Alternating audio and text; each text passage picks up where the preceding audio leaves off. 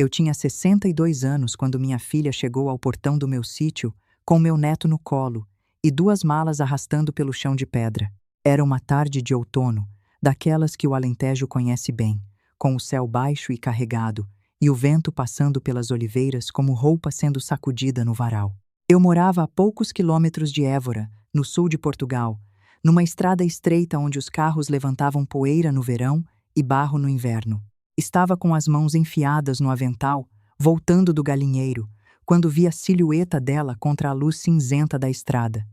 E eu soube, antes mesmo de ver o rosto, que alguma coisa tinha desabado. Meu neto segurava um carrinho vermelho de bombeiro apertado contra o peito, como se aquele brinquedo fosse a última parede de uma casa que tinham acabado de derrubar. Minha filha levantou os olhos inchados e a voz dela saiu fininha, de quem chorou o caminho inteiro. Mãe, ele trocou a fechadura. Naquele instante, eu ainda não sabia tudo o que tinha acontecido, mas sabia o suficiente para sentir o sangue ferver devagar, daquele jeito que assusta mais do que grito, porque eu conhecia bem o homem que tinha feito aquilo. O sogro dela, um empresário de Lisboa que sempre se achou dono até do ar que respirava, tinha cuspido na cara da minha filha a frase mais suja que uma mãe pode ouvir sobre o próprio sangue. Mandou ela pegar o filho e voltar para a aldeia da mãe. Disse que mulher pobre só serve para enfeitar casamento, não para herdar nome de família. Eu limpei as mãos no avental, olhei para a estrada vazia atrás dela e respondi a única coisa que me veio. Então hoje ele falou demais, ele só não sabia de uma coisa. E essa coisa ele ia descobrir muito antes do que imaginava. A velha da aldeia que ele chamava de pobrezinha era dona do chão onde o império dele pisava todo santo dia sem desconfiar. Mas vamos com calma, porque essa história começa com humilhação, e eu não quero pular a parte que dói. Quem pula a dor não entende a vingança. Eu sempre fui o que as pessoas de fora chamavam de viúva simples da aldeia.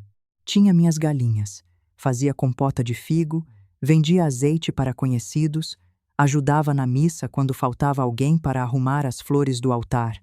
Minhas mãos eram de quem descascou muita batata, colheu muita azeitona e enterrou muita tristeza sem fazer escândalo. Para quem me via passar com a sacola da feira, eu era só mais uma mulher de 62 anos esperando o tempo passar.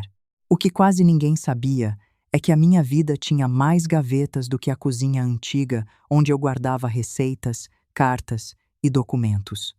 Meu falecido marido, Antônio Ferreira, também era assim.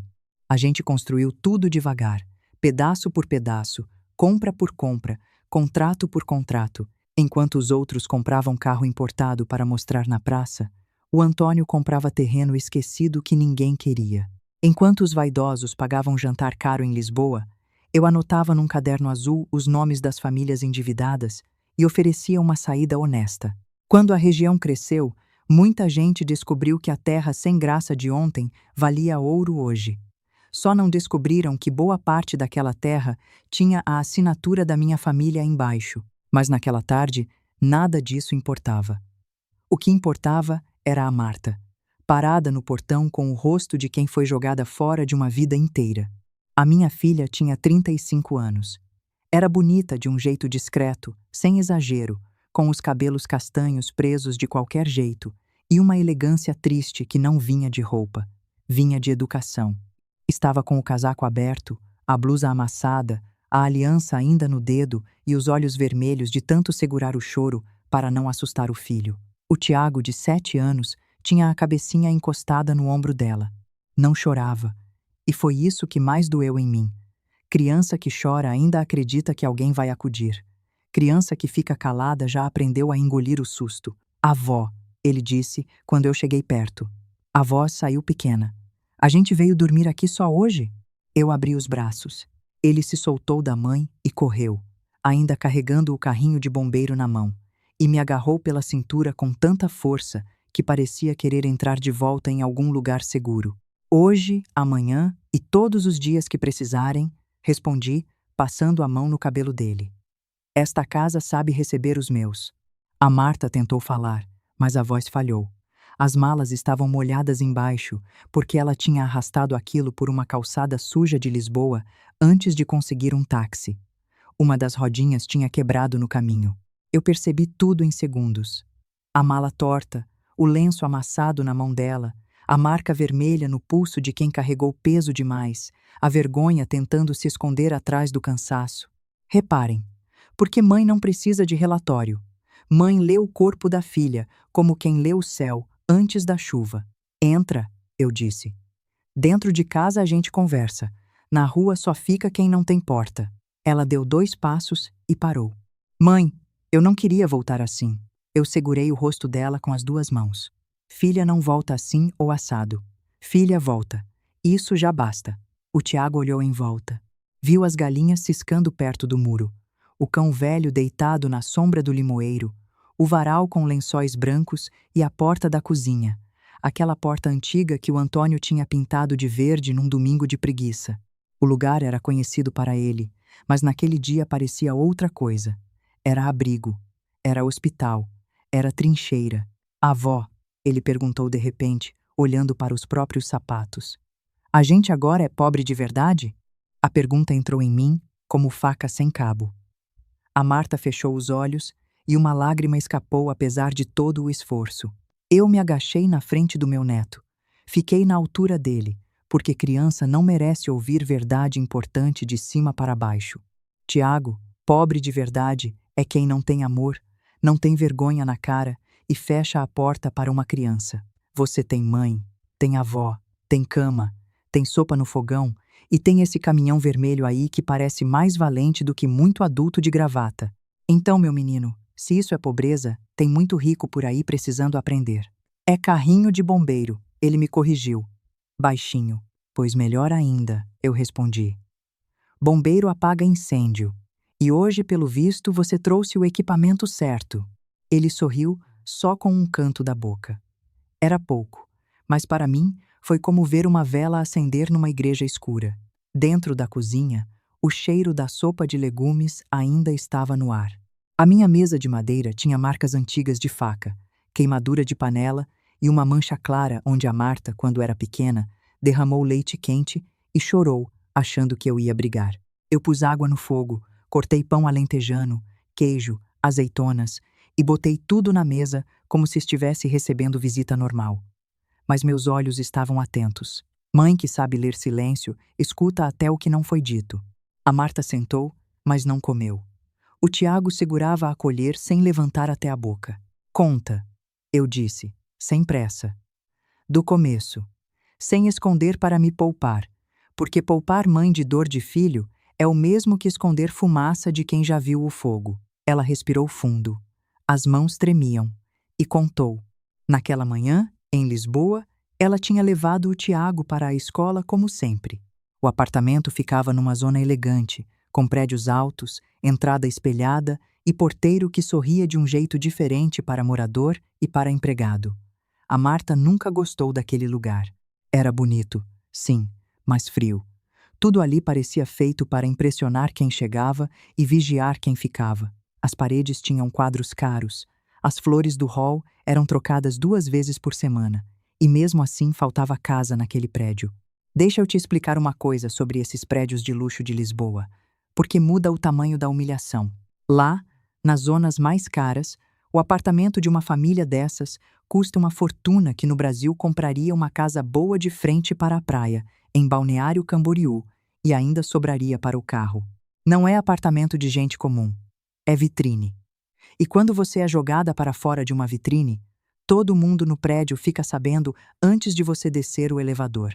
Quando a Marta voltou da escola, percebeu algo estranho ainda na entrada. O porteiro, o senhor Álvaro, desviou o olhar. Ele sempre cumprimentava o Tiago, perguntava da escola, fazia piada com o carrinho de bombeiro. Naquele dia, nada. Só baixou os olhos para uma lista em cima da mesa. Reparem nesse detalhe, porque ele importa. Quando o porteiro de muitos anos finge que não te conhece, é porque alguém com mais poder já mandou ele escolher um lado. A Marta subiu, botou a chave na porta e a porta não abriu. Tentou de novo. A fechadura tinha sido trocada. No começo ela achou que era engano. Tocou a campainha. Demorou. Tocou de novo. Ouviu passos. A porta abriu só até onde a corrente deixava. Do outro lado estava o Duarte, o marido dela, pálido, com os olhos fugindo. Duarte. O que aconteceu?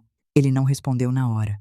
Atrás dele, a Marta viu a sombra do Henrique Vasconcelos, o sogro, alto, cabelos grisalhos penteados para trás, camisa impecável, um relógio pesado no pulso. Era um homem que ocupava espaço como se o mundo lhe devesse licença. Daqueles que entram numa sala e já esticam o pescoço procurando o espelho, nem que o espelho seja a cara do garçom. Marta, o Duarte falou baixo. Preciso que você vá para a casa da sua mãe por uns tempos. Por uns tempos? Por quê? Abre a porta. O Henrique surgiu atrás do filho e empurrou a porta com firmeza. A corrente continuou no lugar. Não há necessidade de cena no corredor, ele disse. As suas malas já estão prontas. As minhas malas? 2 malas apareceram pela fresta, empurradas com desprezo. Uma caiu de lado, e o Tiago, que tinha saído mais cedo da escola por causa de uma reunião cancelada, estava ao lado da mãe e viu tudo. Guardem isso. A criança viu tudo. O que é isso? A Marta perguntou. Duarte, fala comigo. O Duarte abriu a boca, mas quem respondeu foi o pai dele. Meu filho já disse o que precisava. A empresa atravessa um momento delicado. A família precisa se reorganizar. E convenhamos, você nunca pertenceu a este mundo. A Marta sentiu a garganta fechar. Eu sou esposa dele. Sou mãe do filho dele. O Henrique soltou uma risadinha curta. Esposa é papel. Família é estrutura. E estrutura, minha cara, não se sustenta com sentimentalismo de aldeia. O Tiago segurou a mão da mãe e perguntou se ele também ia. E aqui, quando a Marta me contou, a voz dela quebrou de vez, porque a resposta do Henrique ela nunca mais ia esquecer. Ele olhou para o neto sem nenhuma ternura. E não foi raiva no olhar dele. Foi pior. Foi cálculo. Disse que meu neto ia com a mãe, que naquele apartamento não havia mais lugar para os dois. O Duarte sussurrou um pai engasgado. O Henrique virou só o rosto e mandou ele não começar. E o Duarte calou. Foi esse silêncio que matou o casamento da minha filha antes mesmo da porta fechar. Olhem para esse homem. Não foi o sogro que destruiu o casamento naquele corredor. Foi o marido que escolheu ficar mudo. Sogro ruim é praga de muita casa, mas marido covarde é cupim. Come por dentro e ninguém vê até o teto cair. A Marta ainda tentou pegar algumas coisas do filho, mas o Henrique disse que o essencial estava nas malas. O essencial. Como se uma vida inteira coubesse em 2 malas apressadas. Ela pegou o carrinho de bombeiro, que estava caído perto da sapateira. O Tiago abraçou o brinquedo contra o peito. A porta se fechou. E o som da fechadura nova, estranha, bateu no corredor como uma sentença. Eu ouvi tudo aquilo na minha cozinha, com a sopa esfriando na panela, e não disse uma palavra durante muito tempo. A Marta achou que eu estava calma. Quem me conhece sabe que não. Eu só fico daquele jeito, quando a dor passa do ponto de virar choro e entra numa zona perigosa, uma zona limpa, fria, onde cada palavra é escolhida com cuidado, igual quem afia uma faca devagar para não estragar o fio. Ele disse mais alguma coisa? Eu perguntei. A Marta hesitou. Eu insisti com o olhar. Disse que eu devia agradecer, ela falou. Que mulher pobre só serve para enfeitar casamento, não para herdar nome de família. Que eu voltasse para a aldeia da minha mãe, antes de fazer mais vergonha ao sobrenome dos Vasconcelos. Eu pousei a xícara de chá no pires. O som foi pequeno, mas eu senti, por dentro, como se alguma coisa tivesse sido decidida ali. E o Duarte? A minha filha olhou para a mesa. O Duarte não disse nada. Eu fechei os olhos por um segundo. Homem que não diz nada quando a mulher e o filho são postos para fora já disse tudo. Só não teve coragem de ouvir a própria voz. O Tiago bocejou. O cansaço finalmente vinha cobrar. Eu levantei. Chega por hoje. Marta, dá banho no Tiago. Eu vou arrumar o quarto. Mãe, amanhã eu vou procurar trabalho. Não quero ser peso. Eu virei devagar. Peso é pedra no sapato, minha filha. Filha dentro de casa é raiz voltando para a terra. Amanhã você não vai procurar trabalho nenhum. Amanhã você vai respirar. Mas eu preciso fazer alguma coisa. Vai fazer. Vai dormir. Às vezes, dormir é a primeira vingança contra quem queria ver a gente quebrada. Naquela noite, A Marta deitou no quarto onde tinha dormido quando era menina. As cortinas eram outras, a colcha era outra, mas no ar tinha o mesmo cheiro de madeira velha, alfazema e roupa lavada. O Tiago dormiu na cama encostada na parede, com o carrinho de bombeiro em cima do travesseiro. Antes de apagar a luz, ele perguntou para a mãe se o pai sabia que ele tinha vindo para cá. Ela disse que sim. Ele perguntou se o pai vinha buscar, e a Marta demorou um instante a mais do que devia para responder. Criança percebe essas demoras. Foi quando ele disse uma frase que eu ouvi do corredor e que ficou martelando na minha cabeça a noite inteira. Eu não chorei, mãe. E a Marta respondeu que tinha visto. E o Tiago, baixinho, perguntou: Mas aqui eu posso chorar? Ela disse que aqui podia. E então ele chorou. Chorou baixo, sem escândalo, com vergonha até da própria tristeza. A Marta chorou junto, segurando o filho como se pudesse costurar por dentro tudo o que tinham rasgado nele. Eu fiquei na cozinha. Não entrei. Tem dor que precisa de colo e tem dor que precisa de testemunha. Eu fiquei ali de pé, olhando para a chama pequena do fogão, até o choro diminuir e a casa se aquietar. Quando eu tive certeza de que os dois dormiam, fui até o armário antigo do corredor. Tirei a chave de uma lata de botões, abri a porta de baixo e puxei uma caixa de madeira escura. Aquela caixa tinha sido do Antônio. Ainda guardava o cheiro dele, ou talvez eu só quisesse acreditar nisso. Lá dentro havia envelopes grossos, escrituras, contratos de arrendamento, procurações, recibos antigos, cartões de visita amarelados e fotografias de terrenos que um dia ninguém quis. Eu separei uma pasta com o nome de uma empresa que era nossa, uma sociedade de participações agrícolas que o Antônio tinha montado ainda nos anos em que ninguém na aldeia entendia para que serve uma empresa dessas. Depois separei outra, de uma cooperativa de azeite e cortiça que a gente ajudou a erguer. Depois uma terceira, com documentos de armazéns em Setúbal, uma adega aqui no Alentejo e contratos de fornecimento de cortiça. Deixa eu te contar uma coisa sobre a cortiça, porque tem gente que acha que é só rolha de garrafa de vinho. Portugal sozinho produz mais da metade de toda a cortiça do mundo. Sai dessas árvores tortas da estrada, o sobreiro, que só pode ser descascado de 9 em 9 anos por lei. É uma riqueza paciente, que demora décadas, e quem domina contrato de cortiça no Alentejo segura uma ponta grossa de muita empresa grande. Adivinha quem segurava uma dessas pontas? Por fim, eu levantei o fundo falso da caixa e tirei um celular antigo, daqueles de tecla, pesado, quase esquecido pelo mundo. Tinha pouquíssimos números gravados. Eu escolhi um. Atenderam no terceiro toque. Dona Amélia? Disse uma voz de mulher, desperta demais para aquela hora. Aconteceu alguma coisa? Aconteceu, doutora Sofia. E aconteceu com a minha filha. Do outro lado, houve um silêncio. A doutora Sofia Lacerda era a advogada de confiança da nossa família havia mais de 20 anos. Elegante, precisa, sem paciência para a vaidade de homem, conhecia melhor do que ninguém os papéis que eu guardava. Tinha sido amiga do Antônio e depois que ele morreu, me ajudou a manter tudo funcionando sem fazer barulho. Quem? Ela perguntou. Henrique Vasconcelos. Da exportadora? Esse mesmo, o sogro da Marta. Até hoje. A doutora respirou fundo e perguntou o que ele tinha feito. Eu contei sem floreio, a fechadura, as malas. A frase. O Tiago no corredor. Quando terminei, ela não respondeu na hora. Não era surpresa, era cálculo. Quem trabalha com lei aprende a calcular antes de sentir. Dona Amélia. Ela disse por fim. A senhora quer uma ação de família, uma notificação, uma medida sobre a criança? Quero tudo o que for preciso para proteger o Tiago. Mas primeiro quero saber uma coisa. A empresa dele continua respirando por aparelhos? Continua. Pior do que no último relatório.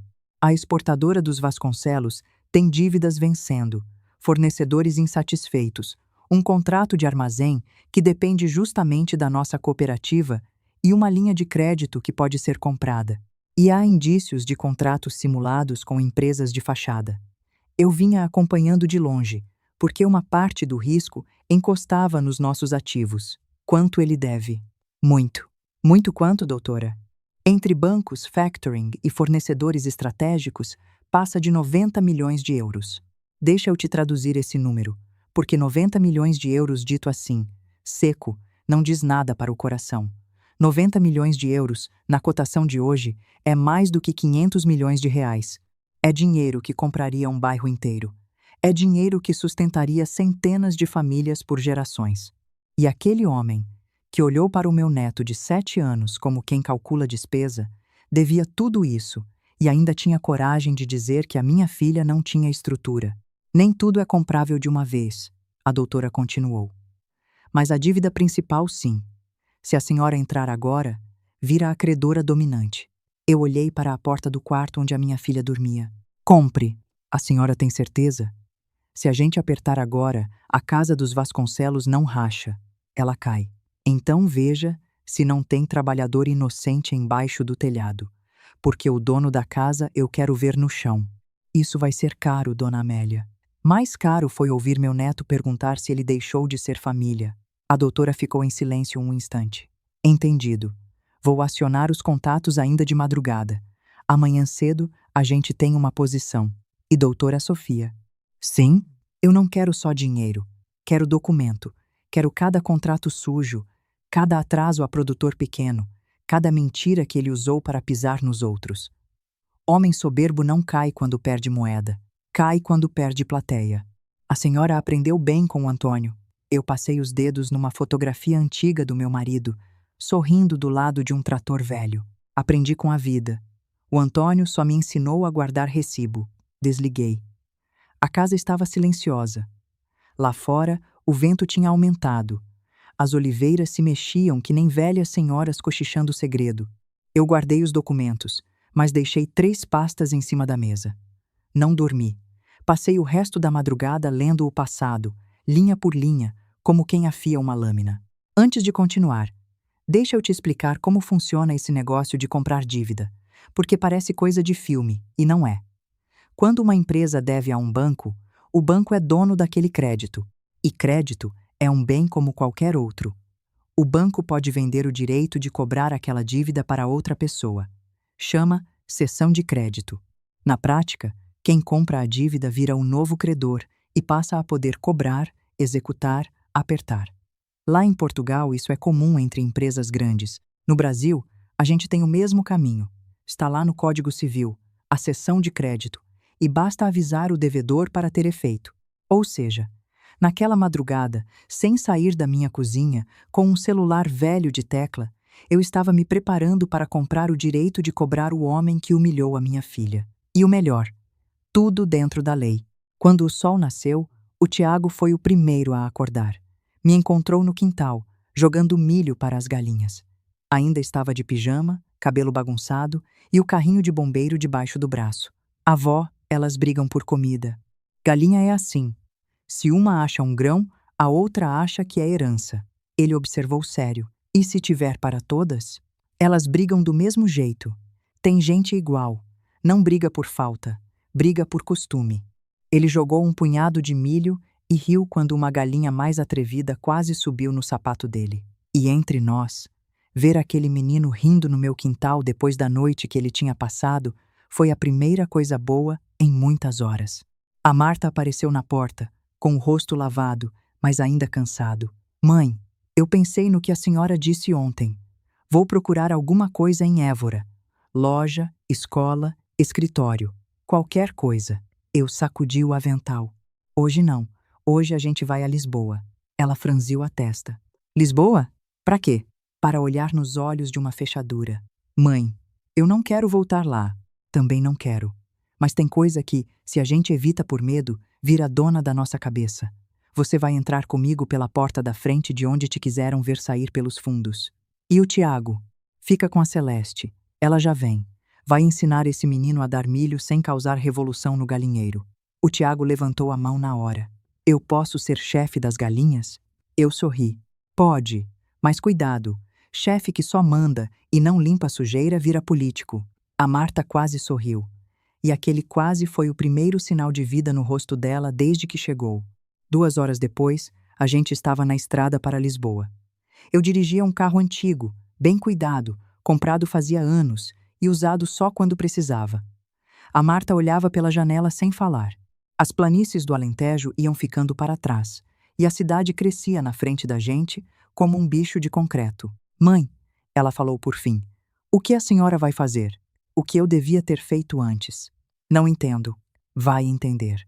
Mas não tudo de uma vez. Verdade demais.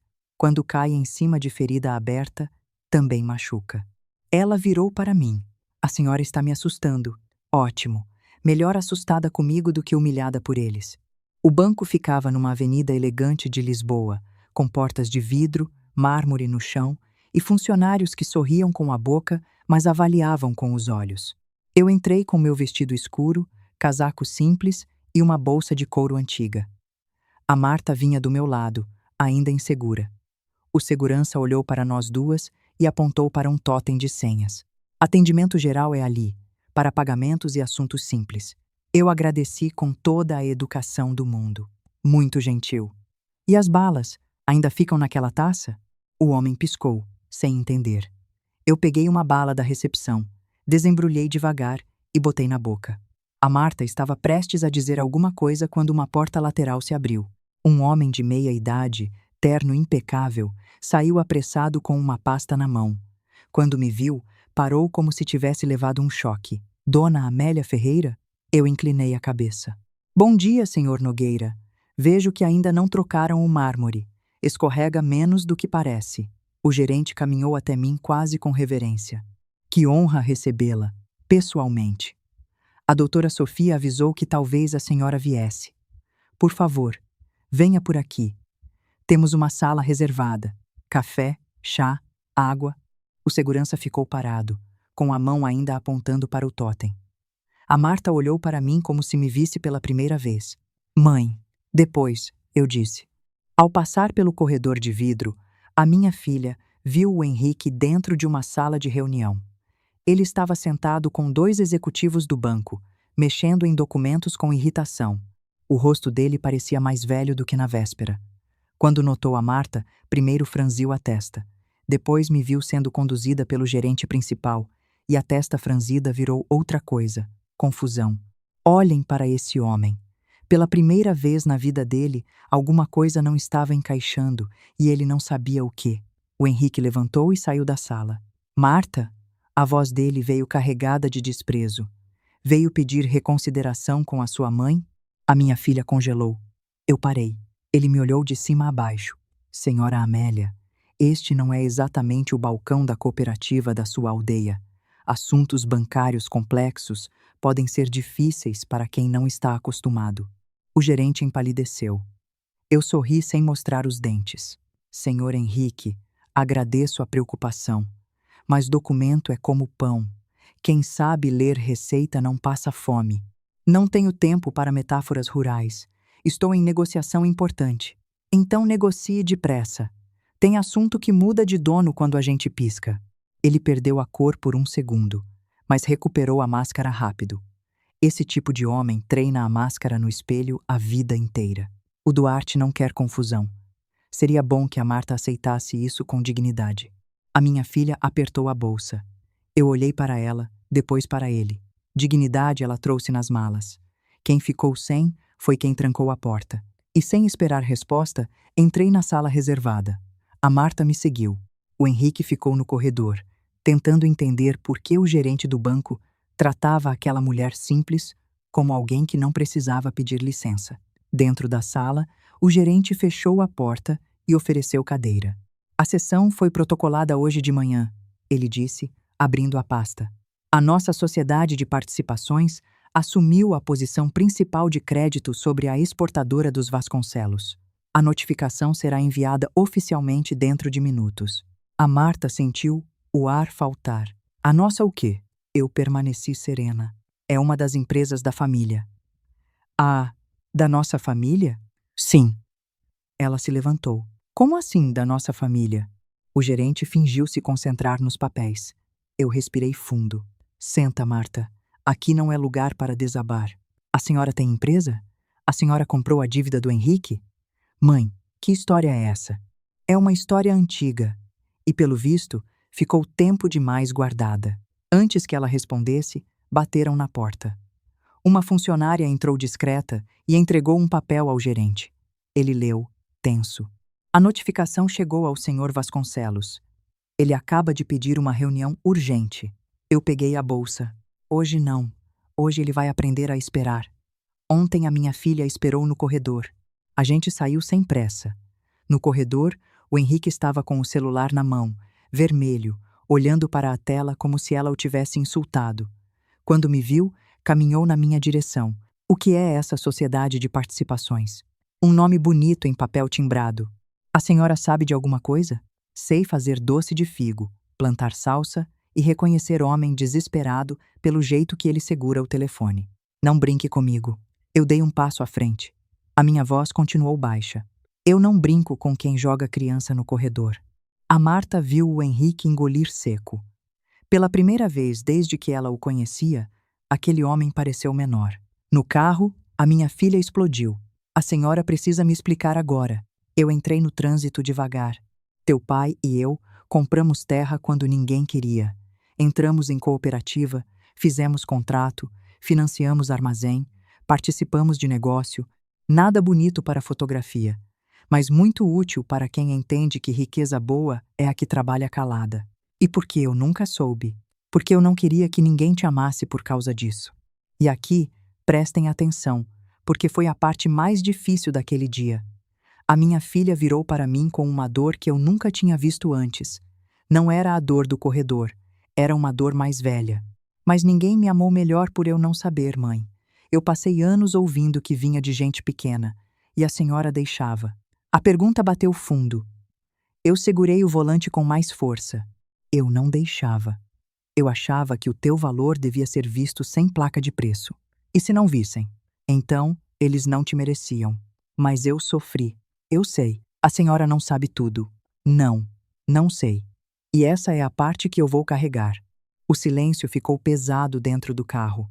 A Marta olhou pela janela, tentando juntar a mãe da cozinha simples com a mulher que tinha acabado de comprar a dívida do sogro. Deve ter sido como descobrir que uma árvore conhecida tinha raiz atravessando a cidade inteira por baixo da terra. Deixa eu te explicar o que é uma cooperativa, porque é dela que vem boa parte da minha força. Cooperativa é quando vários produtores pequenos se juntam para vender e negociar como se fossem um só. O azeite de 10 famílias vira um lote grande, com preço de gente grande. A cortiça de 20 sobreiros vira contrato que banco respeita. Foi assim que o Antônio e eu fizemos. Ajudamos a aldeia inteira a ficar mais forte junta.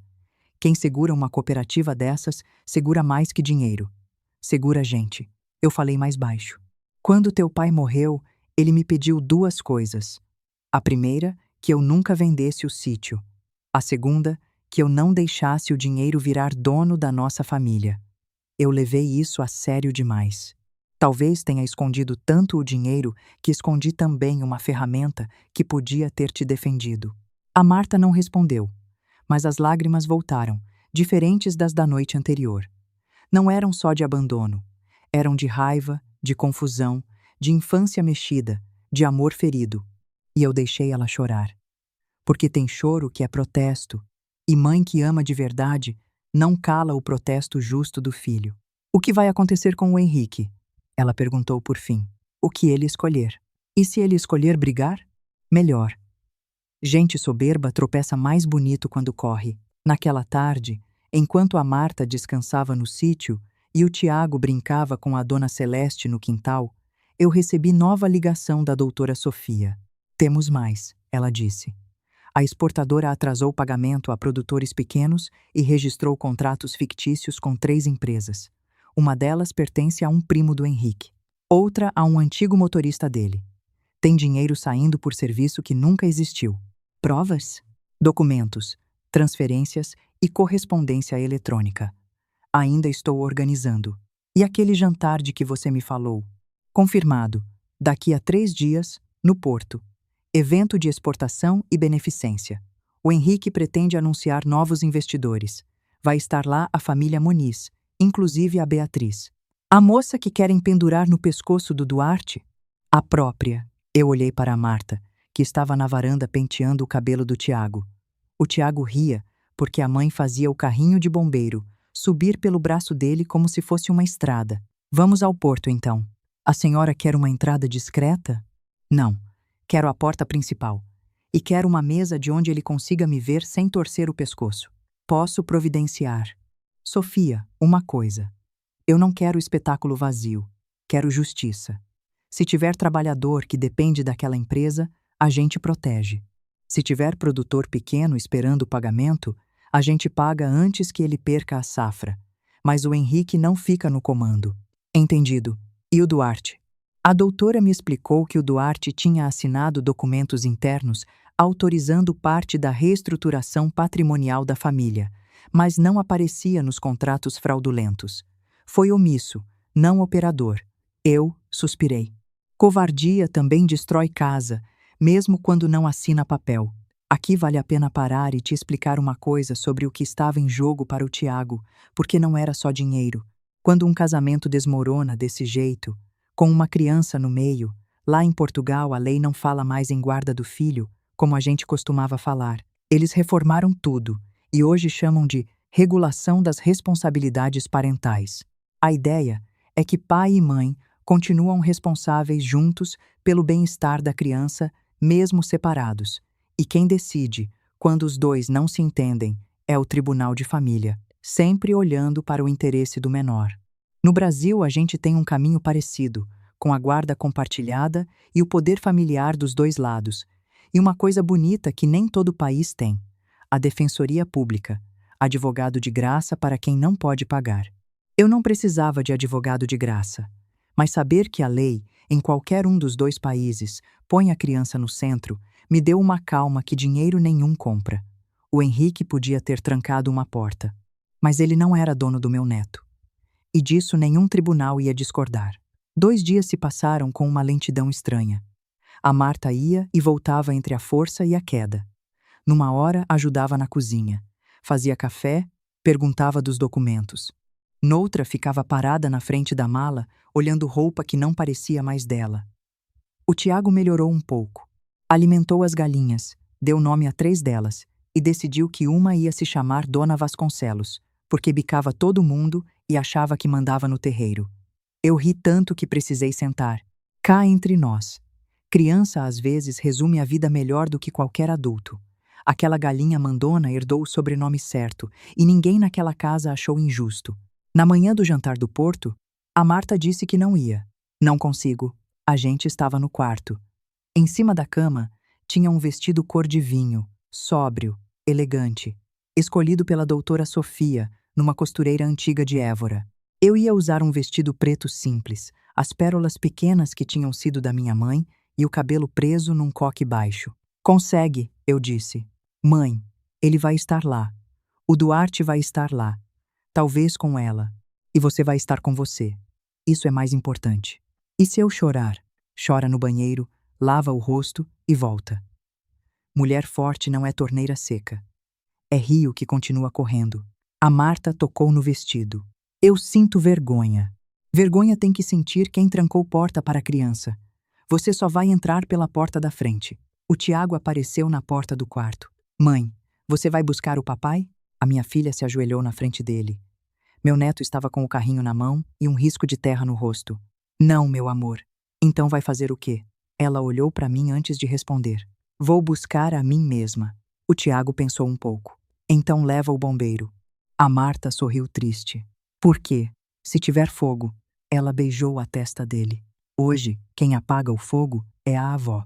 Antes da viagem ao Porto, teve uma tarde que eu nunca vou esquecer. A doutora Sofia levou a gente a uma costureira pequena de Évora, uma porta estreita numa rua de pedra, sem vitrine chamativa. A dona do ateliê, a dona Leonor, tinha mais de 70 anos e olhos de quem media tristeza melhor do que media tecido. Quando me viu, abriu um sorriso. Finalmente saiu do sítio, mulher. Pensei que você só viesse aqui quando o mundo acabasse.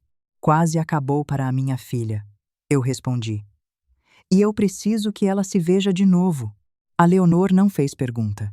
Só levou a Marta até um espelho grande, desses que não perdoam postura caída. Trouxe vestido, casaco, sapato. A minha filha recusava tudo. Dizia que era demais. que não combinava com ela, que ia parecer ridícula. A costureira ouviu por alguns minutos, depois segurou os ombros dela e a virou para o espelho. Menina, ridículo é mulher bonita pedindo licença para existir. Roupa não faz milagre, mas às vezes lembra ao corpo que a alma ainda está aí. Endireita essas costas. A Marta obedeceu. E quando vestiu o cor de vinho, o silêncio da sala mudou. Não era vaidade, era reconhecimento. A mulher no espelho ainda estava magoada, mas não parecia derrotada. Eu fiquei num canto, apertando a bolsa com força para não chorar na frente dela. Notem uma coisa boa aqui. Os ombros dela subiram. O queixo levantou um dedo. Essa é a postura de quem ainda não venceu, mas já parou de pedir desculpa por estar viva. Ficou caro? A Marta perguntou, tentando aliviar a emoção. A Leonor ajeitou uma dobra na cintura. Caro foi a humilhação que te fizeram. Isto aqui é só tecido. Na saída, a minha filha segurou o meu braço. Eu tenho medo de entrar naquele salão e todo mundo lembrar que eu fui posta para fora. Vão lembrar, eu disse. Mas também vão ver que você voltou caminhando. Quem cai e levanta na frente dos outros, deixa de ser fofoca e vira aviso. O salão do Porto ficava num prédio antigo restaurado, com janelas altas, lustres enormes, toalhas brancas e arranjos de flores que pareciam mais caros do que muita feira inteira. Homens de terno conversavam em grupinhos, mulheres elegantes circulavam com taças, fotógrafos registravam aperto de mão e sorriso ensaiado. O evento juntava empresários de exportação, produtores, investidores e políticos da região. Na teoria, era uma noite beneficente. Na prática, era um mercado de vaidade com música baixa ao fundo. Deixa eu te contar uma coisa sobre o Porto, porque a cidade tem tudo a ver com o que aconteceu naquela noite. O Porto é uma cidade de comerciantes antigos, gente que enriqueceu mandando vinho para o mundo inteiro pelo Rio Douro. Ali, quem entende de negócio respeita quem produz de verdade, não quem só faz pose. E eu sabia disso. Naquele salão, no meio de tanto investidor calejado, a pose do Henrique ia valer menos do que ele imaginava. Pose engana a câmera. Não engana comerciante velho. O Henrique chegou cedo. Usava um traje de gala, relógio caro e uma expressão cuidadosamente construída. Estava nervoso, mas treinado. Do lado dele vinha o Duarte, abatido, e a Beatriz Moniz, num vestido claro, segurando o braço do Duarte como quem testa uma posse antes de comprar. O Henrique precisava daquela noite. Precisava convencer os investidores Moniz de que a crise estava controlada. Precisava fingir que a notificação que recebeu no banco era um tropeço burocrático. Precisava, acima de tudo, manter a pose. Quando eu entrei com a Marta e a doutora Sofia, a pose dele sofreu a primeira rachadura. Não foi uma entrada espalhafatosa. Eu não preciso disso. Entrei devagar, olhando em volta como quem mede uma sala e já sabe onde ficam as saídas. A Marta vinha do meu lado, linda e tensa, com o vestido cor de vinho e os cabelos soltos nos ombros. Alguns homens mais velhos me reconheceram e se inclinaram para cumprimentar. Uma senhora ligada à cooperativa de azeite beijou as minhas duas faces com respeito de verdade. O organizador do evento veio pessoalmente me receber. Dona Amélia Ferreira, é uma honra tê-la conosco. A mesa principal está preparada. A Marta quase parou de andar. O Henrique viu tudo. A Beatriz também. O Duarte ficou pálido. O organizador conduziu nós três até uma mesa perto do palco. O Henrique se aproximou antes que a gente sentasse. O sorriso dele era uma lâmina mal embrulhada. Senhora Amélia, ele disse. Confesso que não esperava encontrar, lá aqui. Este evento é voltado a investidores e empresários do setor.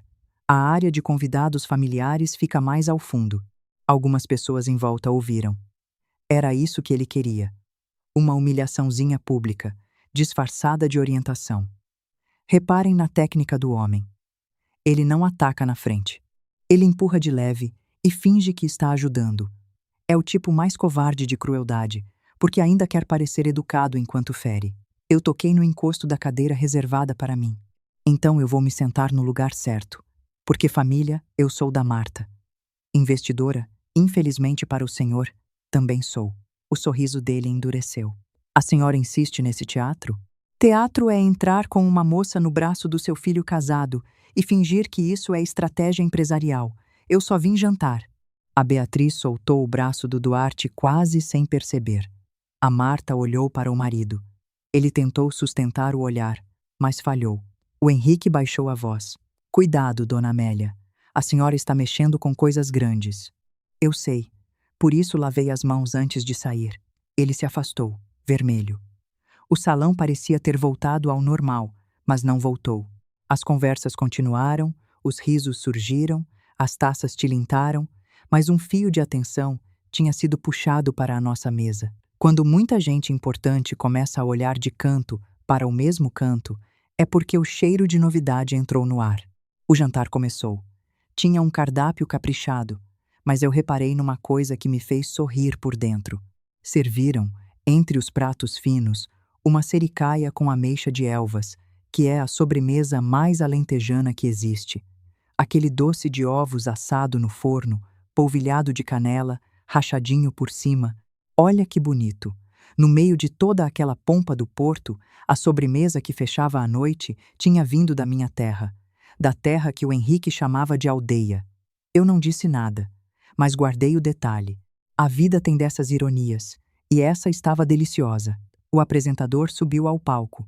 Falou do futuro das exportações portuguesas, de tradição, de inovação, de famílias empresárias e responsabilidade social.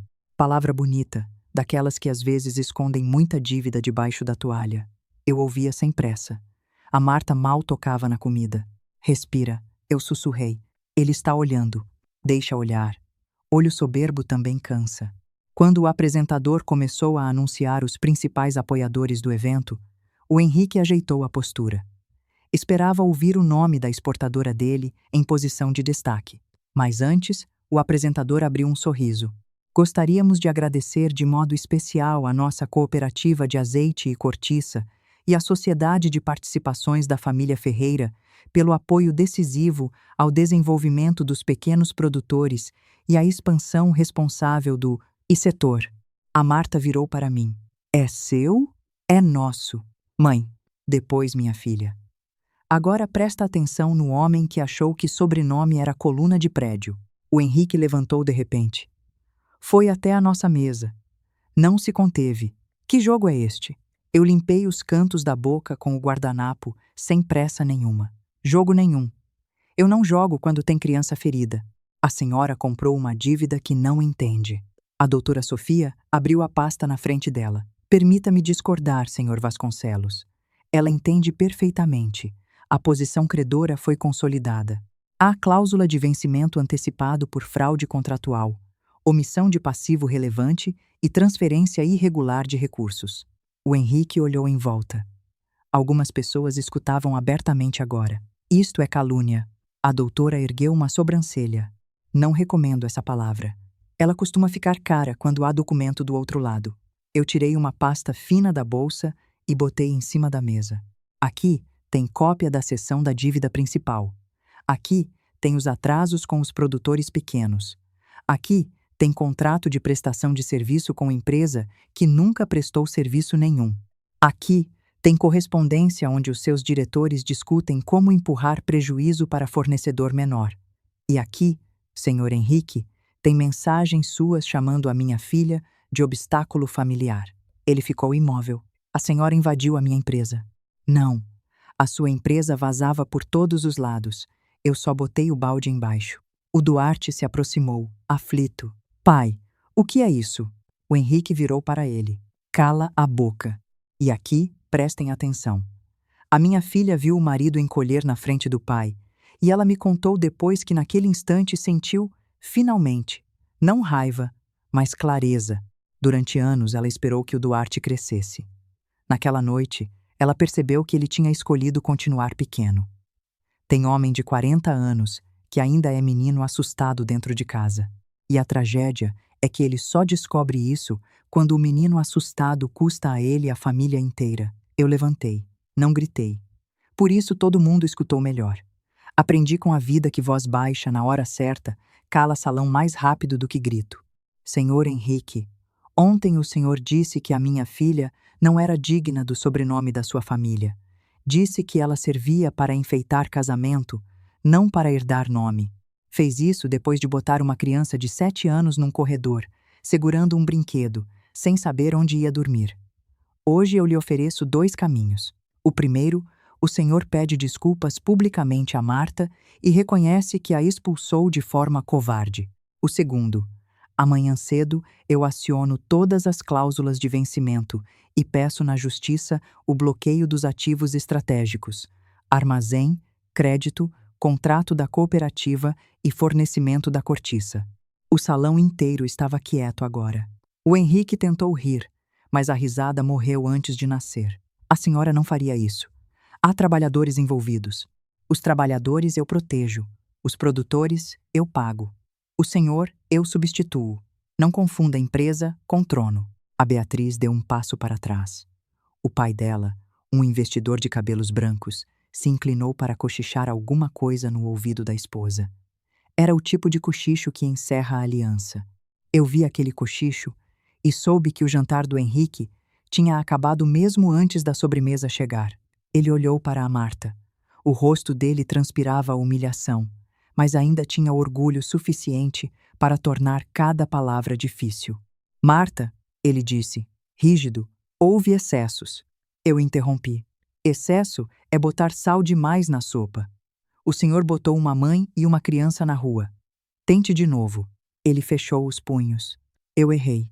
A Marta respirou fundo. Por quê? Ele a encarou. Porque a empresa precisava de estabilidade. Porque o Duarte precisava pensar no futuro. Porque a sua origem sempre foi um problema para certas relações comerciais. A minha filha soltou uma risada curta, ferida. Então o senhor não está pedindo desculpa. Está explicando a sua crueldade. Eu mantive os olhos nele. Última oportunidade. O Henrique engoliu seco. As pessoas esperavam. E aqui foi a parte mais bonita de toda aquela noite. E eu vou contar devagar, porque merece. Pela primeira vez, aquele homem que passou a vida usando a plateia como escada estava sendo esmagado pela própria plateia. As mãos dele tremiam de leve. O lábio de baixo se mexeu antes da voz sair. A testa, sempre tão lisa de soberba, ganhou um brilho de suor sob os lustres. O queixo, que ele sempre mantinha erguido para olhar todo mundo de cima, baixou 1 centímetro. 1 centímetro só. Mas naquele salão, todo mundo viu o centímetro. Peço desculpas, ele disse, a voz baixa. A Marta e ao Tiago. A forma como tudo aconteceu foi errada. Foi covarde. A Marta corrigiu. Ele fechou os olhos. Foi covarde. O salão absorveu a palavra. Covarde. Ela ficou pairando sobre os lustres feito fumaça. E eu, que tinha esperado 2 dias por aquele momento, não senti alegria. Senti uma coisa mais limpa do que alegria. Senti justiça. São coisas diferentes. Alegria passa. Justiça assenta. Eu recolhi a pasta. Agora sim. Já podemos comer a sobremesa. Ninguém riu alto. Mas alguns sorrisos apareceram, pequenos e satisfeitos. O Henrique voltou para a mesa dele como um homem atravessando um corredor de espinho. A Beatriz não se sentou de novo ao lado do Duarte. O investidor Moni saiu antes do café. Mais tarde, a Marta foi até o terraço respirar. O porto brilhava lá fora, com as luzes refletidas no Douro. Ela estava encostada no parapeito quando ouviu passos. Era o Duarte. Eu vi a cena de longe, pela porta entreaberta, e não me meti. Tem Vitória que é da filha, e mãe que se mete nessa hora rouba da filha o gosto de vencer sozinha. Marta. Ele chamou. Ela não virou na hora. Não vim brigar, ele disse. Também não. Acho que já briguei sozinha por tempo demais. Ele se aproximou, mas manteve distância. Eu sinto muito. Sente? Sinto. Pelo Tiago, por você, por tudo. Eu fui pressionado. Meu pai dizia que a empresa ia cair, que eu precisava pensar na família, que você não entenderia. Tudo aconteceu rápido. A Marta virou. Estava calma, e isso assustou o Duarte mais do que se ela gritasse. Quando seu pai mandou o nosso filho embora, você estava onde? Ele baixou os olhos. Dentro. Eu não perguntei onde estava o seu corpo, Duarte. Perguntei onde estava o seu caráter. Ele levou a mão ao rosto. Eu travei. Não, você escolheu. Travar é quando a gente não sabe o que fazer. Você sabia. Era abrir a porta. Era pegar o seu filho no colo. Era mandar o seu pai calar a boca. Era uma coisa simples. Difícil, mas simples. Eu posso consertar. Não tudo. Marta, por favor. Eu amo você. Ela olhou para ele por um tempo longo. Procurou ali o rapaz por quem se apaixonou. O homem que ria de coisa pequena, que dançou com ela na cozinha da primeira casa, que segurou o Tiago recém-nascido com lágrima nos olhos. Tinha vestígio dele, mas vestígio não sustenta a família. A Marta tirou a aliança. O Duarte ficou pálido. Eu não estou te devolvendo um anel, ela disse, pondo a aliança na mão dele. Estou te devolvendo a responsabilidade que eu carreguei sozinha. E o Tiago? Você é pai dele.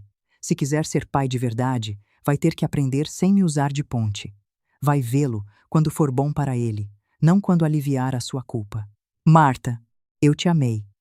Talvez uma parte de mim ainda ame o que você foi, mas eu não volto para uma casa onde o meu filho pode ser posto para fora por votação de família. O Duarte chorou. A Marta não. Não porque não doce, mas porque naquele instante ela descobriu que tem dor que, depois de atravessada, vira chão. E quem pisa no próprio chão, para de afundar. Na volta para o Alentejo, a minha filha dormiu no banco do passageiro. Eu dirigia em silêncio. A madrugada cobria as estradas, e o mundo parecia suspenso entre o que tinha acabado e o que ainda ia começar. Quando a gente chegou no sítio, o Tiago acordou com o barulho do carro. Veio até a porta enrolado num cobertor. Mãe? A Marta se ajoelhou e abraçou o filho. Estou aqui. Deu fogo?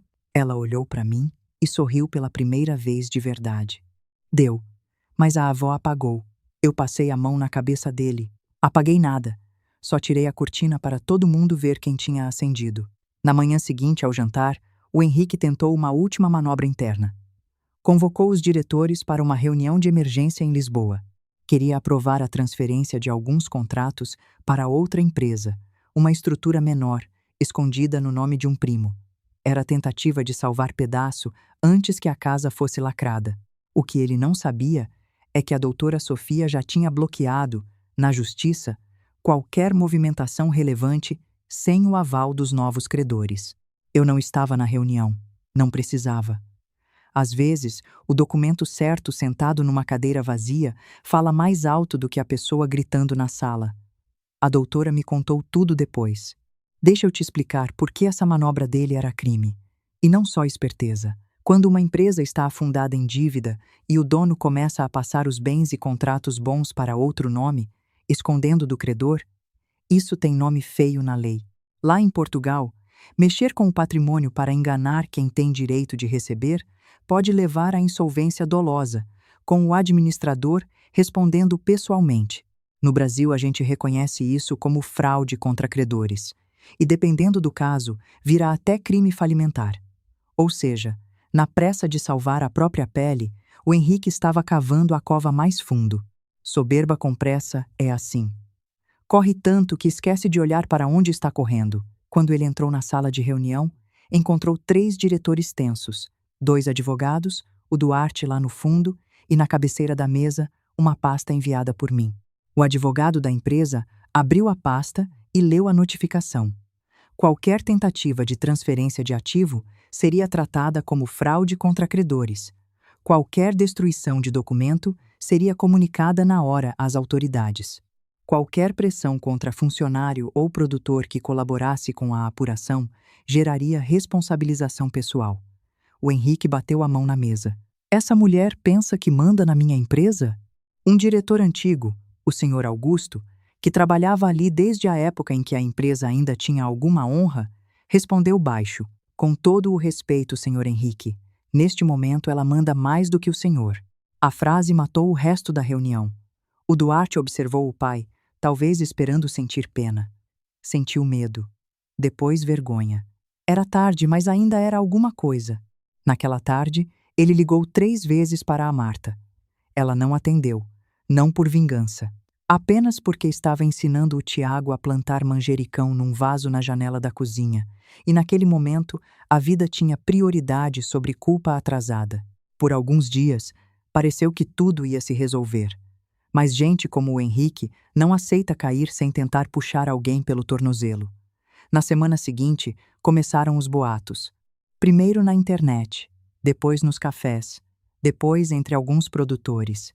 Diziam que eu queria destruir uma empresa portuguesa por vingança de família, que a velha da aldeia tinha enriquecido às escondidas, que ia tomar terra, demitir empregado, acabar com o contrato antigo.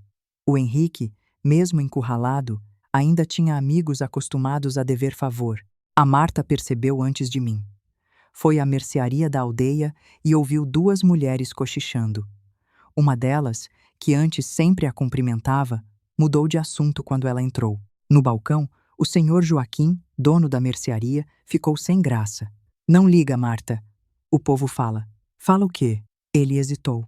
Que a sua mãe mexeu com coisa grande, que talvez vá sobrar para gente pequena. A minha filha voltou para casa com o coração apertado. Me encontrou no quintal, podando uma roseira. A senhora sabia? De quê? Dos boatos. Eu cortei um galho seco. Sabia que iam vir. Soberbo, quando perde documento, tenta ganhar fofoca. E vai ficar quieta? Ficar quieta não é o mesmo que ficar parada. Naquela mesma tarde, chegou uma carta de um escritório de advocacia de Lisboa. Um acordo. O Henrique propunha que eu suspendesse as medidas, recuasse publicamente, e, em troca, a Marta receberia um apartamento pequeno em Setúbal, uma pensão para o Tiago e uma compensação discreta. Tudo sob cláusula de confidencialidade, ou seja, dinheiro para comprar silêncio. A Marta leu a carta e ficou vermelha. Ele ainda acha que pode comprar a nossa vergonha. Eu dobrei o papel. Não, minha filha. Ele acha que dignidade tem preço porque a dele sempre teve desconto. O que a gente vai fazer? Vamos chamar o povo. Que povo? A cooperativa. Os produtores. Os trabalhadores. Quem tem medo precisa ver documento, não ouvir cochicho. A reunião foi marcada para o sábado, no salão da cooperativa. Era um prédio simples, de paredes brancas, cadeiras de madeira e cheiro de café passado em garrafa térmica. Vieram pequenos produtores, funcionários dos armazéns, moradores da aldeia, antigos parceiros do Antônio e até curiosos que diziam não gostar de confusão, mas chegaram antes de todo mundo. O Henrique apareceu sem ser convidado, como eu sabia que ele faria. Entrou de terno cinza, acompanhado de 2 advogados e um assessor. O rosto dele trazia aquela expressão de quem vinha salvar uma narrativa antes que ela morresse. Eu estava sentada na frente, ao lado da doutora Sofia e da Marta. O Tiago tinha ficado com a dona Celeste, pelo menos era o combinado. O Henrique pediu a palavra antes mesmo de a reunião começar. Já que o meu nome está sendo arrastado por esta senhora, creio que tenho o direito de esclarecer. Eu fiz um gesto. Fale. Quem trouxe fósforo que mostre a caixa? Ele ficou de pé no centro do salão. Senhoras e senhores, a nossa exportadora sempre gerou emprego, levou o nome desta região para fora de Portugal e sustentou muitas famílias. O que está acontecendo agora é uma tentativa de vingança pessoal, motivada por ressentimento familiar. A dona Amélia Ferreira, usando recursos acumulados de forma pouco transparente, tenta assumir contratos estratégicos e colocar em risco trabalhadores honestos. Pergunto aos senhores: é justo que uma briga doméstica destrua anos de trabalho? Algumas cabeças se mexeram. O Henrique percebeu e ganhou confiança. Cometi erros familiares? Talvez. Mas não se administra uma empresa com sentimentalismo. Decisões difíceis precisam ser tomadas. Se esta senhora continuar, produtores ficarão sem contrato, famílias sem renda, armazéns fechados. É isso que vocês querem? Trocar estabilidade por vingança de cozinha? A Marta fechou as mãos sobre o colo. Eu toquei de leve no braço dela. E aqui, prestem atenção, na esperteza venenosa do homem. Ele não veio se defender da fraude. Ele veio mudar o assunto. Transformou ladrão em vítima e vítima em ameaça. É a jogada mais velha do mundo. Quando o culpado não consegue limpar a própria mancha, ele tenta sujar a roupa de quem está limpo. Só que ele esqueceu de um detalhe. Naquele salão, Não tinha câmera de televisão para enganar. Tinha gente que ele devia. Eu levantei. Devagar. O salão silenciou. Terminou? Ele sorriu. Por hora. Então senta, que agora começa a parte com papel. A doutora Sofia ligou o projetor.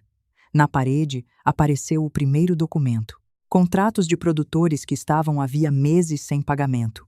Nomes conhecidos no salão. O senhor Manuel, que vendia azeitona.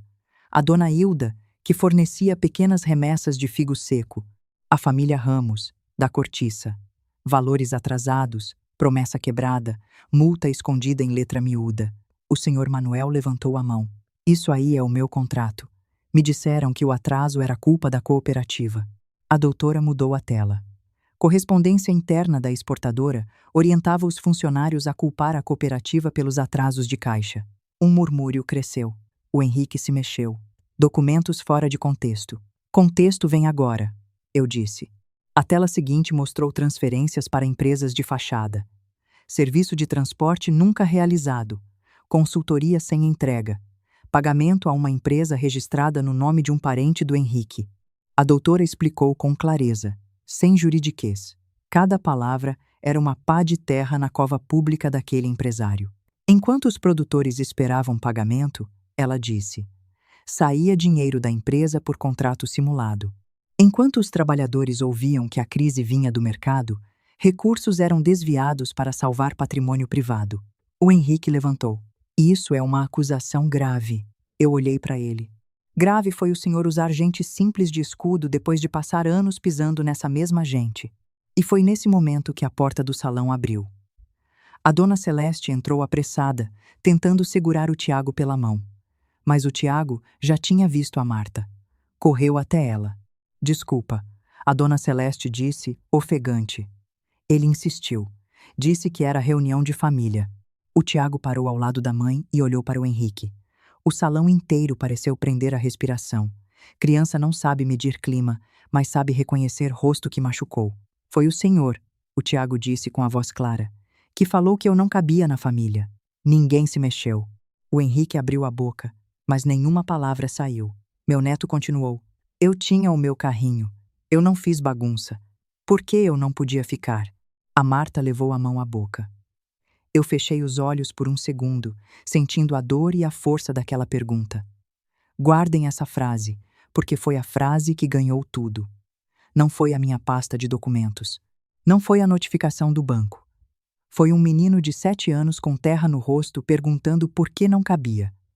Tem advogado que estuda a vida inteira e não consegue fazer a uma sala o que aquele menino fez com 3 frases. O Henrique tentou recuperar a compostura. Menino, isso é assunto de adulto. Eu dei um passo à frente e segurei a mão do meu neto. Criança não entende contrato, senhor Henrique. Mas entende porta fechada. O salão murmurou. Algumas pessoas desviaram o olhar do Henrique com vergonha de quase terem acreditado nele. Aí eu falei para todos. Ninguém aqui vai perder o trabalho por minha causa. Os pagamentos atrasados aos pequenos produtores vão ser regularizados pela cooperativa, com desconto depois na dívida da exportadora. Os armazéns continuam funcionando. Os contratos honestos vão ser mantidos, mas o Henrique não comanda mais nada que dependa da nossa terra, da nossa azeitona, da nossa cortiça ou do nosso silêncio. O senhor Joaquim, que me conhecia havia décadas, levantou devagar. O Antônio dizia que a senhora tinha mais juízo do que metade dos homens da redondeza juntos. Acho que ele ainda foi modesto. Algumas pessoas riram. Outras bateram palmas. Primeiro pouco, depois mais forte. Não era festa, era alívio. O Henrique ficou parado, pálido, ouvindo o som de uma autoridade que não pertencia mais a ele. A queda definitiva veio nas semanas seguintes. A autoridade fiscal abriu investigação. Os investidores Moniz se afastaram de vez.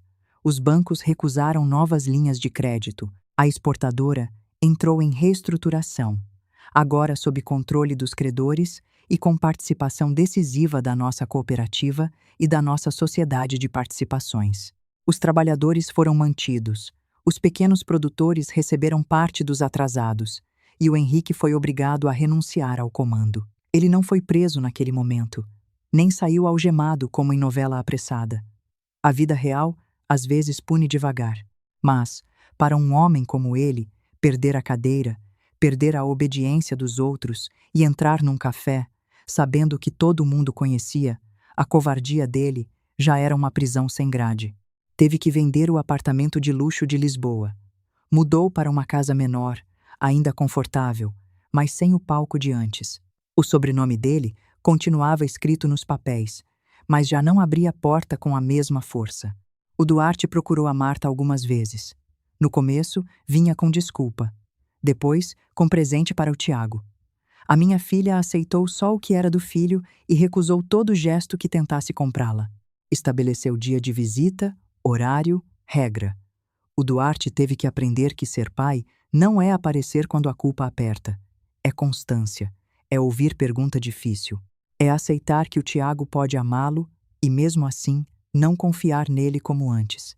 Numa tarde, o Duarte foi até o sítio.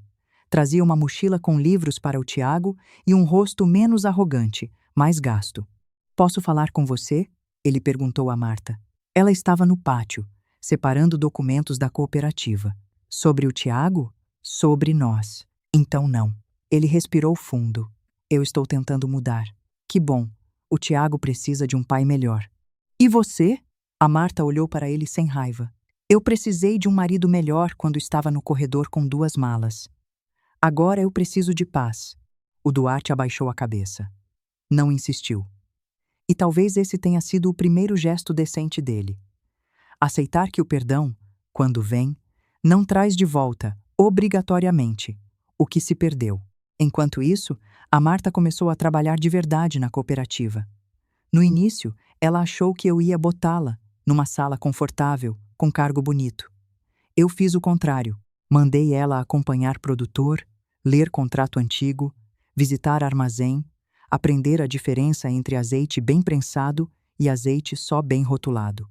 Ela reclamou no 3º dia, exausta. "Deixa eu te contar uma coisa sobre azeite, porque na prateleira parece tudo igual e não é.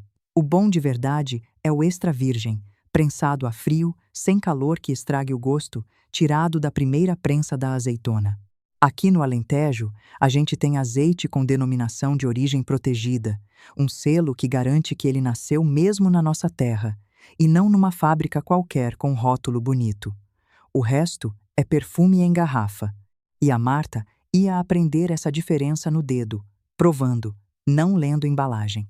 "Mãe, eu tenho faculdade, sei lidar com administração." "Ótimo. Então vai aprender com quem administra a própria sobrevivência antes de administrar planilha. A senhora está sendo dura." "Estou sendo mãe. Mãe mole demais cria filho dependurado. Eu quero te ver de pé. E vou te confessar uma coisa de mãe, aqui entre a gente. Doía me fazer de dura. Toda noite eu olhava a Marta chegar cansada, com terra no sapato, e a minha vontade era passar a mão na cabeça dela e dizer: "Descansa, deixa que eu resolvo." Mas amor que resolve tudo pelo filho é amor que paralisa. Eu tinha resolvido demais a vida inteira. Dessa vez, o meu trabalho era segurar a minha própria mão. A Marta entendeu aos poucos. Conheceu a dona Hilda, que sustentava 2 netos com figo seco. Conheceu o Manuel, que acordava antes do sol para cuidar de oliveira herdada do pai. Conheceu trabalhadores que sabiam mais sobre dignidade do que muito conselho de administração. E percebeu que eu não tinha só dinheiro escondido. Tinha uma rede de confiança construída ao longo de décadas. Dinheiro qualquer um junta. Confiança é a única riqueza que não se compra à vista. O Tiago floresceu no sítio. Ganhou bota de borracha, aprendeu a recolher ovo, conversava com as galinhas como se fossem funcionárias indisciplinadas e decidiu que ia ser bombeiro, agricultor e advogado. Nessa ordem, para apagar fogo, plantar batata e processar quem fechasse porta para a criança. Eu disse que era um plano de carreira respeitável. Um dia, ele me perguntou: "Avó, o vô Henrique ficou pobre?" Eu estava descascando maçã. Não como muita gente entende pobreza. Ele ainda tem cama, comida e telhado. Então ficou o quê? Ficou pequeno, mas ele era alto. Altura por fora não conta quando a pessoa encolhe por dentro. O Tiago pensou bastante nisso. Depois pegou o carrinho de bombeiro e foi brincar de salvar uma cidade feita de pedra no quintal. A conversa mais difícil entre mim e a minha filha aconteceu numa noite de chuva. A água batia nas telhas e a cozinha estava iluminada por uma lâmpada amarela. A Marta tinha acabado de revisar um contrato e me viu guardando o papel na mesma caixa de madeira do Antônio. Mãe, diz, a senhora se arrepende? Eu não fingi não entender. De ter escondido? Sim, eu fechei a caixa, mas deixei a mão em cima da tampa. Arrependo. Não de ter vivido com simplicidade. Disso não. Simplicidade nunca foi vergonha. Arrependo de ter confundido proteção com silêncio. Eu quis te proteger do dinheiro, mas devia ter te preparado contra a maldade. A Marta sentou à mesa. Eu fiquei com raiva da senhora. Eu sei. Ainda fico um pouco. Também sei. Raiva justa não precisa pedir licença. A minha filha olhou para mim. Viu rugas que antes pareciam só idade e agora pareciam mapa. Quantas decisões aquela mulher tomou sozinha, ela deve ter pensado. Quantas vezes engoliu medo para não assustar a filha? Quantas vezes foi julgada como pequena por gente que não sabia nem metade do que ela segurava? Eu achei que tinha voltado para casa derrotada, ela disse. Eu me aproximei e toquei o rosto dela. Não, minha filha. Você voltou para lembrar onde ficava a sua força. A Marta chorou. Dessa vez não era choro de corredor, nem de mala, nem de porta fechada. Era choro de quem finalmente podia parar de se defender. Eu abracei ela como abracei quando ela era menina. Lá fora, a chuva lavava o sítio inteiro. Teve também um domingo em que a minha filha quase desistiu de tudo. Acordou antes do sol, caminhou até o fim do sítio e ficou olhando a estrada. Não queria voltar para o Duarte, mas também não sabia quem era sem o casamento, sem o apartamento, sem aquela vida organizada em torno de agradar. Eu a encontrei ali com um casaco nos ombros. Quando teu pai morreu, eu disse, sem introdução. Eu fiquei 3 meses acordando e pensando que tinha esquecido alguma coisa. Depois percebia que era ele. A falta vira hábito antes de virar lembrança. A Marta limpou uma lágrima. Eu não sei começar de novo. Ninguém sabe. Começar de novo é igual entrar no mar frio. A gente põe um pé, reclama, pensa em voltar, põe o outro e quando vê, já está nadando para não afundar. E se eu afundar? Eu entro atrás, mas não para nadar por você, para te lembrar que você tem braço. Ela encostou a cabeça no meu ombro. A gente ficou ali, as duas, olhando o sol nascer atrás das oliveiras. Não teve grande discurso.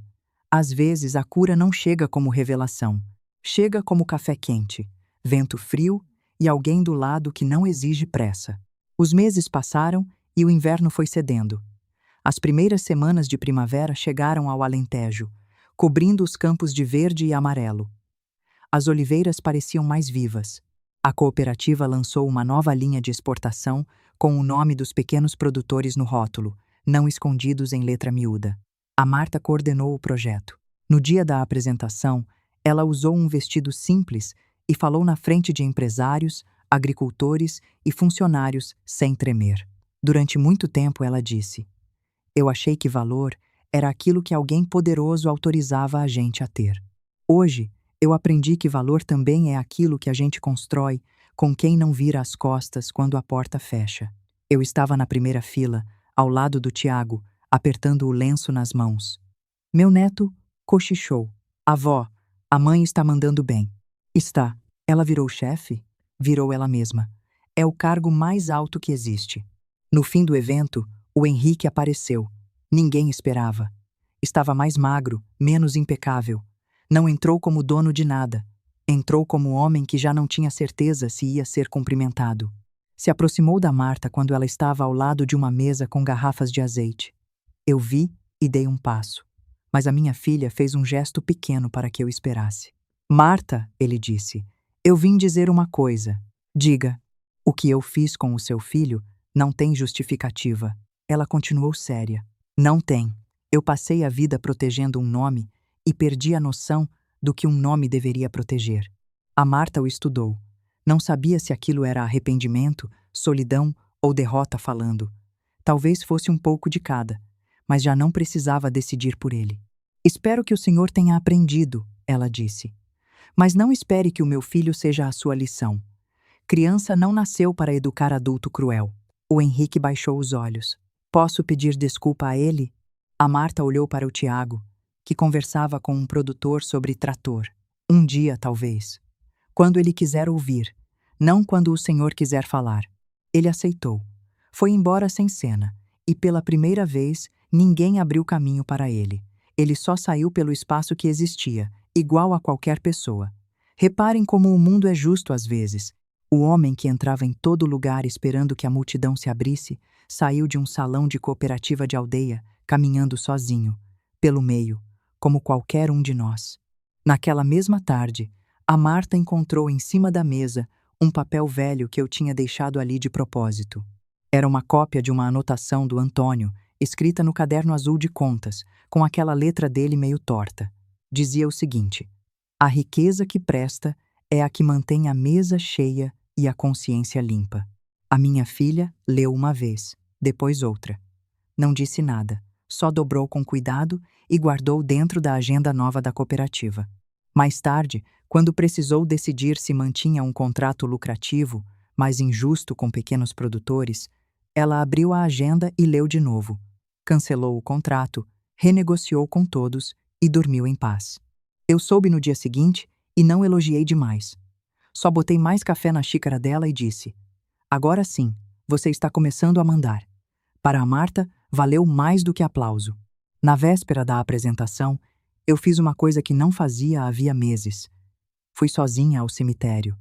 Levei flores simples, dessas que crescem perto do muro do sítio, e botei em cima do túmulo do Antônio. Fiquei um tempo calada, como se esperasse que o vento organizasse as frases por mim. Você ia dizer que eu demorei, eu murmurei. E ia ter razão.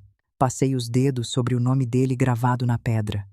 Ali, longe da filha e do neto, eu deixei o rosto endurecido amolecer.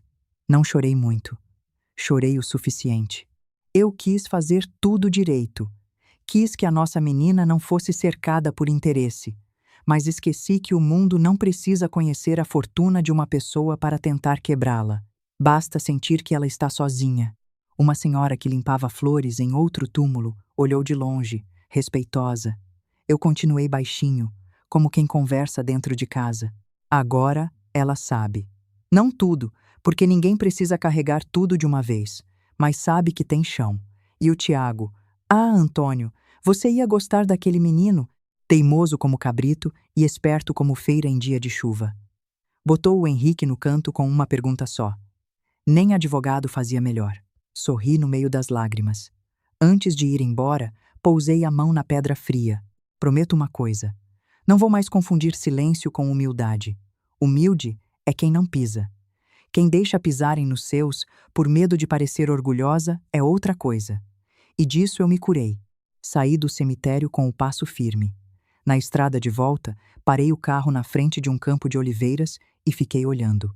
As árvores eram tortas, antigas, resistentes. Nenhuma era bonita como árvore de jardim, mas todas davam fruto. Eu pensei que talvez família seja isso mesmo. Tronco marcado, galho difícil, raiz funda e fruto teimoso apesar do tempo. Naquela noite, o sítio ficou cheio. Trabalhadores, vizinhos e amigos vieram comer pão, queijo, azeitona, carne assada e bolo de laranja. Não era festa de luxo, mas era festa de verdade. O Tiago correu pelo pátio com outras crianças. A dona Celeste dançou com o senhor Joaquim. A Marta riu alto pela primeira vez em muito tempo. Eu fiquei perto da porta da cozinha, observando. A doutora Sofia se aproximou com uma taça de vinho. O Antônio teria gostado de ver isto. Eu olhei para o céu. Ele teria dito que faltou sal na carne, só para não admitir que estava emocionado. A gente riu. E a senhora? A doutora perguntou. O que vai fazer agora? Agora eu vou ensinar o meu neto a não dar nome de gente ruim para a galinha. Coitadas das galinhas. E a Marta? Eu observei a minha filha conversando com produtores, segura, inteira. A Marta não precisa mais que eu a carregue, só que eu deixe a porta aberta. Mais tarde, quando a festa acabou e a casa voltou a ficar quieta, o Tiago sentou ao meu lado no degrau da entrada. O carrinho de bombeiro estava no colo dele, com uma roda nova que eu tinha mandado consertar. Avó, diz, meu bombeiro, a gente ainda é pobre? Eu sorri. Essa pergunta tinha voltado, mas agora não vinha com medo. Vinha com curiosidade. Depende. Se for de vergonha, não. Se for de amor, somos ricos até demais. E de dinheiro? Tenho o suficiente para comprar ração das galinhas, consertar esse carro vermelho e mandar gente soberba procurar outro terreiro para cantar de galo. O Tiago riu. Bombeiro salva a casa pegando fogo, né? Salva. A mãe salvou a nossa? Eu olhei pela janela. A Marta estava na cozinha, lavando os copos, cantarolando baixinho. A mesma filha que chegou ali quebrada agora ocupava a casa como quem voltou ao próprio corpo. Salvou. Você também. Eu? Sim. Quando você fez aquela pergunta na cooperativa, lembrou a todo mundo que por trás de papel, empresa e sobrenome tinha uma criança. Às vezes, meu menino, quem fala a coisa mais simples derruba a mentira mais complicada. O Tiago encostou a cabeça no meu braço. Avó, se alguém fechar uma porta para mim de novo, eu venho para cá. Eu beijei os cabelos dele. Esta porta não fecha para os meus. Nunca fechou. Nunca vai fechar. O vento passou pelas oliveiras, manso. A noite estava clara, cheia de estrela. Eu pensei no Antônio, em tudo que a gente construiu sem barulho, em tudo que eu quase perdi por calar demais e em tudo que ainda dava para reparar. A vida não devolve exatamente o que tirou. Mas às vezes, quando a gente tem coragem de encarar a dor sem se ajoelhar diante dela, a vida entrega outra coisa. Não a casa antiga, mas uma casa mais verdadeira. E é por isso que eu queria te contar tudo isto, você que chegou até aqui comigo. O Henrique passou a vida acreditando que família era sobrenome, herança e lugar à mesa. O Duarte aprendeu tarde que amor sem coragem vira desculpa. A Marta descobriu que voltar para a mãe não era fracasso. Era retorno à própria raiz. E eu, que muita gente chamava de velha simples da aldeia, aprendi na pele uma coisa que gente soberba demora a entender. Mãe não precisa parecer poderosa para ser perigosa quando mexem com um filho, porque no fim, dinheiro compra prédio, compra carro, compra convite para jantar elegante e até compra o silêncio de muita gente. Mas não compra o olhar de uma criança que foi posta para fora. Não compra a dignidade de uma mulher que decidiu levantar. E, acima de tudo, não compra o amor de uma mãe que abriu a porta, acolheu a filha e disse ao mundo inteiro, sem precisar gritar: aqui, ninguém joga os meus na rua. Agora me conta você. De que cidade você está ouvindo esta história? E como está o tempo aí agora? Se faz sol, se chove, se a noite já caiu. Eu gosto de imaginar tanta gente, em tantos lugares diferentes, ouvindo a mesma história ao mesmo tempo. E se em algum momento desta história você lembrou de uma porta que fecharam para você, ou de uma porta que você manteve aberta para alguém, escreve nos comentários, divida a sua lição, porque a sua história também ensina. Se você gosta de histórias assim, daquelas que começam na humilhação e terminam de pé, se inscreva no canal para não perder a próxima. Confiem em mim, vai valer. A gente se vê na próxima história.